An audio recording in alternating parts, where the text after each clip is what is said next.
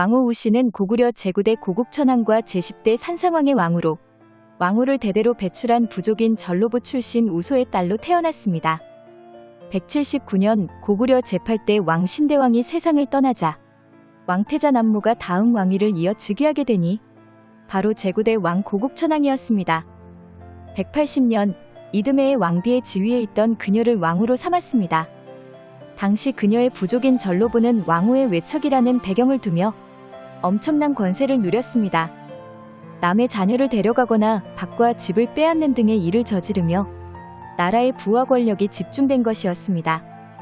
190년 고국천왕은 왕을 배출하는 계류부의 힘보다 전로부의 힘이 더 강해지는 것에 큰 분노를 느끼고 있었습니다. 그녀의 친척인 어비류와 좌가려가 왕후의 외척이라는 권력을 믿고 남용하는 것을 고국천왕이 이를 제재하려고 했는데 두 사람이 이에 크게 반발하여 반란을 일으켰습니다. 그러나 고국천왕이 도성 부근의 군사를 동원해서 반란을 진압하여 그들을 제거하였습니다. 친정의 반란과 몰락이 이루어지면서 그녀의 권위가 상실되어 위기를 맞이하게 되었습니다.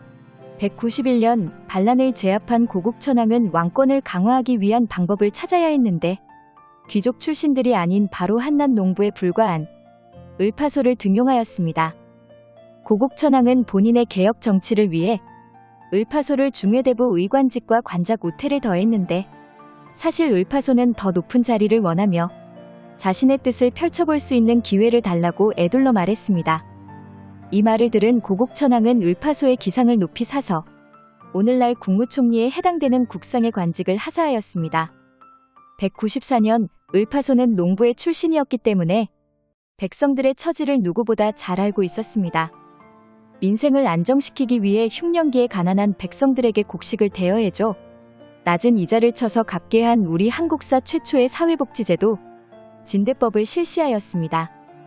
이는 백성들이 가난이라는 점 때문에 귀족들의 노비가 되는 것을 막아 귀족들의 힘을 누르는 것과 함께 왕권 강화가 이루어짐으로써 당시로서는 매우 획기적인 구휼 제도였습니다. 이대로 을파소로 인해 자신들의 정치적 입지와 재산이 조금이라도 줄어들 수 있다는 위협을 느낀 귀족들은 불만이 생길 수밖에 없었습니다.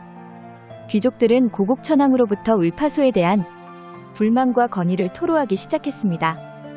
귀족도 아닌 낮은 신분의 이에게 국상의 자리를 내리신 것은 있을 수 없는 일입니다. 그러자 고국천왕은 귀족들에게 이렇게 대답했습니다. 지금 이후부터 국상을 따르지 않는 자가 있다면 귀천을 따지지 않고 일족을 멸하리라. 고국천왕이 조정의 신하들과 왕실 인척들 그리고 옛 신하들까지 을파소가 들어오면서 차별받고 있다며 흠잡기를 시도하였으나 오히려 을파소에 대한 직위의 변함이 없을 것이라고 확인을 시켜주면서 전폭적인 지지와 신임을 내보여지는 일이 되기도 하였습니다. 고국천왕과 신하들의 대화를 미루어 볼 때 국왕으로서 나라를 개혁의 뜻을 펼치기 위해 평민 신분의 인재를 등용하여 귀족 세력을 견제하려는 것을 알 수 있었습니다. 197년 고국천왕이 갑작스럽게 세상을 떠났습니다. 그녀는 고국천왕의 곁에서 마지막을 지키고 있었는데 왕의 승하 소식을 공식적으로 알리지 않았습니다. 그 이유는 고국천왕과의 후사가 없는 상태에서 다음 후계에 관한 사안이었기에 나라에 큰 혼란을 불러일으킬 수 있었습니다. 그녀는 비밀리에 궁을 빠져나가 고국천왕의 동생 발기를 만났습니다. 금상께서 후사를 이을 아들이 없으니 연장자인 당신이 마땅히 그 뒤를 이어야 합니다. 그녀는 차기 왕위 계승자 발기를 찾아가 후사를 논의하려고 하였습니다. 이 일은 온전히 그녀 본인과 가문을 위한 것으로 왕위 계승자를 찾아가 정치적인 거래 또는 협상을 시도하려는 의도가 다분했습니다. 그러나 발기는 그녀의 의도를 전혀 알아차리지 못한 탓인지 이렇게 말했습니다. 하늘의 운수는 돌아가는 방향이 정해져 있습니다. 발기의 발언은 형인 고국천왕에게 무슨 일이 생겨도 다음 왕위는 자신의 것으로 여기고 있었습니다. 당시 발기는 형에게서 후사가 없다는 사실만큼 왕위 계승자로 지목되는 인물이 본인이라는 것을 너무나도 잘 알고 있던 발기는 굳이 그녀가 어떤 말을 하더라도 별로 개의치 않을 상황이었습니다. 거기다 너무나 자신감이 넘쳤던 탓인지 도리어 그녀를 꾸짖었습니다. 더군다나 이런 야심한 밤에 왕의 부인께서 다니시는 것을 어찌 예의라 할 수 있겠습니까? 그녀는 발기의 꼬지즘으로 인해 부끄러움과 치욕을 느꼈습니다. 그녀는 시동생으로부터 왕위를 넘겨주는 대신 본인의 정치적 입지를 다지려고 했습니다.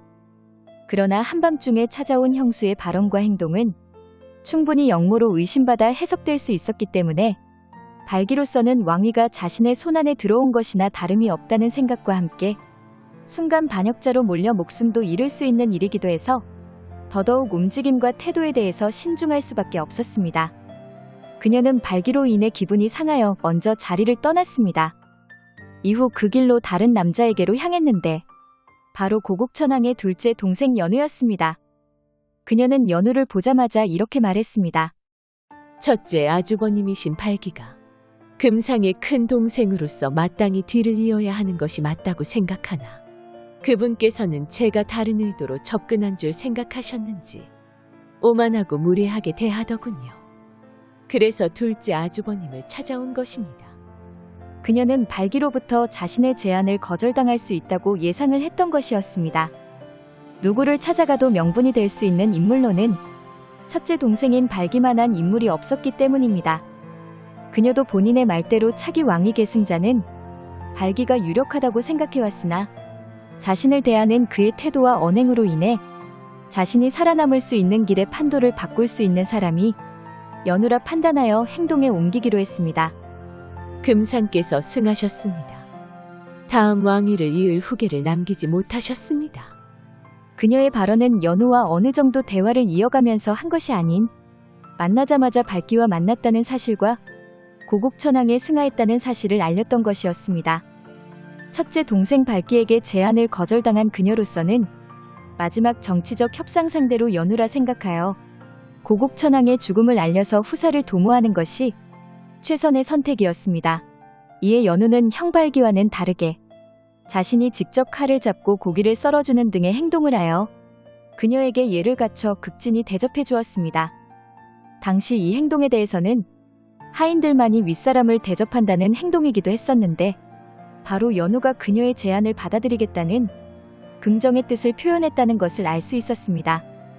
그러다 고기를 썰며 정중히 대접하던 연우가 손을 다치게 되었습니다. 이를 본 그녀가 직접 치료를 해주게 되는데 그 치료를 해주는 행동이 대범했습니다. 그녀는 시동생인 연우의 앞에서 치마끈을 풀어 그의 손가락을 묶어주어 지혈했습니다. 피가 흐르는 손가락에 치마끈으로 묶었다는 뜻은 두 부족의 결합을 뜻하고 있었습니다. 이로써 연우가 그녀의 제안을 받아들이면서 두 부족의 정치적 동맹을 맺었습니다. 이후 그녀는 다시 궁으로 돌아가야 했습니다. 연우의 집에서 나오는 길에 그에게 이렇게 말했습니다. 밤이 깊으니 예상치 못한 일이 생길까 두렵소. 나를 대궐까지 데려다 주시오. 그녀와 연우는 늦은 밤에 궁으로 함께 들어갔습니다. 다음 날 새벽, 그녀는 고국천왕의 죽음을 알리면서 임종 직전에 다음 차기 왕위를 연우에게 넘긴다는 유언을 남겼다고 공표하였습니다. 이는 그녀가 연우를 옹립하기 위해 선왕의 유언이라며 거짓말을 한 것이었습니다. 예정대로 연우가 고국천왕의 뒤를 이어 제10대 왕산상왕으로 즉위하였습니다. 뒤늦게 차기 왕위 계승자였던 발기는 자신이 아닌 동생 연우가 왕으로 즉위했다는 사실에 분노했습니다. 형이 죽으면 아우에게 왕위가 돌아오는 것이 예인데 내가 차례를 어기고 왕위를 찬탈한 것은 큰 죄악이 아닐 수가 없다. 그러니 어서 그 자리에서 내려오거라. 왕위를 넘기지 않는다면 동생 산상왕과 그의 부인과 자녀들을 모두 해치겠다고 위협을 가하였습니다. 이에 산상왕이 별 반응을 보이질 않자 발기는 그의 처자식을 몽땅 잡아 몰살시켜버렸습니다. 당연히 발기의 입장으로서는 왕위 찬탈로 보는 것이 맞지만 선왕이었던 고국천왕의 왕후가 공표한 유언이기도 했거니와 그녀와 연우가 공모하여 벌인 일이었다는 것은 발기 외에는 아무도 모르는 시기였습니다. 그러다 보니 아무도 발기를 따르지 않아 왕궁을 공격하였으나 실패로 끝났습니다. 이후 힘을 더 키워서 공격하여 왕위를 되찾을 기회를 생각한 그는 요동으로 망명하여 후안의 태수 공손도와 손을 잡았습니다. 내 동생 연우가 형수 우씨와 공모하여 왕위에 올라 천륜을 어겼습니다. 공손도가 빌려준 군사 3만 명을 이끌고 발기는 자신의 조국인 고구려에 맞서 싸우기 시작했습니다. 형수인 그녀가 살아남으려는 선택에 불과했던 왕위 다툼은 국가의 운명을 지닌 나라의 전쟁으로까지 번지게 되었습니다. 발기가 공손도의 군대를 이끌고 고구려를 공격해오자 산상왕은 막내 동생인 개수로 하여금 군사를 주어 이를 맡게 하였습니다. 이 싸움에서 개수는 한나라 군대를 격파해 대승을 거두었고 크게 패한 발기는 그대로 도주했습니다. 이에 개수는 직접 군사를 이끌고 선봉에 서서 발기를 추격하였습니다. 개수는 달아나는 발기를 따라잡아서 거의 잡기 직전에 이르렀는데 이때 발기가 개수를 보고 이렇게 물었습니다. 동생이 늙은 형을 해치려 드느냐? 개수는 형발기의 물음에 형제간의 정이 떠올라 차마 그를 잡지 못하였습니다. 그러나 개수는 발기의 잘못을 큰 소리로 꾸짖었습니다. 연우 형님이 나라를 넘겨주지 않은 것은 비록 의롭지 못한 것이지만 발기 형님은 겨우 한때의 분함을 가지고 자기 나라를 멸망시키려 하니 이게 무슨 짓입니까? 죽은 후 무슨 면목으로 조상들을 보겠습니까? 이 말을 들은 발기는 그제야 자신이 복수심 때문에 자기 나라를 버리려 했다는 것을 깨닫고는 괴로워하다가 배천으로 달아나 그곳에서 스스로 생을 마감해야 했습니다. 승리를 거둔 산상왕은 형수였던 그녀를 부인으로 맞이하였는데 바로 형이 죽은 뒤에 동생이 형수와 혼인하여 함께 사는 혼인 제도를 이용한 것이었습니다. 산상왕은 자신을 왕으로 만들어준 그녀를 배려하여 발기의 반란으로 인해 아내를 잃었지만 다른 여인과 혼인하지 않았습니다. 그녀는 시동생과의 재혼으로 다시 고구려의 왕후가 되어 자리를 지킬 수 있었습니다. 201년 그녀는 고구려 왕후의 자리를 지켜내는 것에는 성공했지만 산상왕과의 아이를 낳지 못했습니다. 그는 왕으로 즉위하게 되는 과정에서 처자식을 모두 잃는 바람에 후계자 문제로 골머리를 앓고 있었습니다. 자신을 왕으로 만들어준 그녀의 눈치를 살펴야 했던 그의 입장으로서는 다른 여인을 왕으로 들이는 일은 꿈도 꾸지 못할 일이었습니다. 산상왕이 유일하게 할 수 있는 것은 산천에 간절히 기도를 올리는 것뿐이었습니다. 제발 아들을 갖게 해주세요. 208년 고구려의 제천행사 동맹이 치러지고 있던 날이었습니다. 산상왕이 제사를 지내려 왔는데 제단에 올릴 돼지가 도망쳐서 어느 마을에 이르게 되었습니다. 그러다가 관노부 주통촌 출신으로 후녀라는 여인의 도움으로 돼지를 잡을 수 있게 되었습니다. 이 사실이 산상왕에게 알려지게 되자 그는 그 마을로 향하여 그 여인과 하룻밤을 보내게 되면서 약속 하나를 했습니다. 만약에 아이를 가지면 널 버리지 않을 것이다. 209년 그녀는 산상왕과 후녀가 하룻밤을 보냈다는 것을 뒤늦게 알게 되었습니다. 후녀의 등장으로 자신의 자리가 위협이 될 수 있다는 위기감을 느꼈던 것인지 병사를 보내 후녀를 죽이라고 명을 내렸습니다. 후녀는 그녀가 자신을 죽일 것이라는 것을 알게 되면서 남자 옷을 입고 필사적으로 도망쳐야 했습니다. 그러다 쫓아오는 병사들에게 발견되자 이렇게 말했습니다. 폐하의 아기가 있는 나를 죽이면 너희들도 무사치는 못할 것이다. 병사들에게 도리어 큰 소리를 쳐서 자신이 왕의 아이를 가졌다고 말하며 자신을 죽이면 왕의 자식도 죽이는 셈이 되는데 그 결과는 처형이라는 것을 적극적으로 이용했습니다. 후녀의 말에 병사들은 차마 죽이지도 못하고 돌아와서 들은 말을 그대로 그녀에게 보고하였습니다. 소식을 들은 산상왕은 후녀를 찾아가 직접 아이를 가진 것을 확인하고는 궁으로 들여 작은 왕후를 뜻하는 소후로 책봉하였습니다. 공식적으로 후녀가 왕실의 일원으로 인정된 상황이었기 때문에 그녀는 후녀를 무작정 죽일 수 없는 입장이 되었습니다. 이후 소후가 아들 교체를 낳았습니다. 213년 교체가 태어난 지 4년 만에 왕태자로 책봉되었습니다.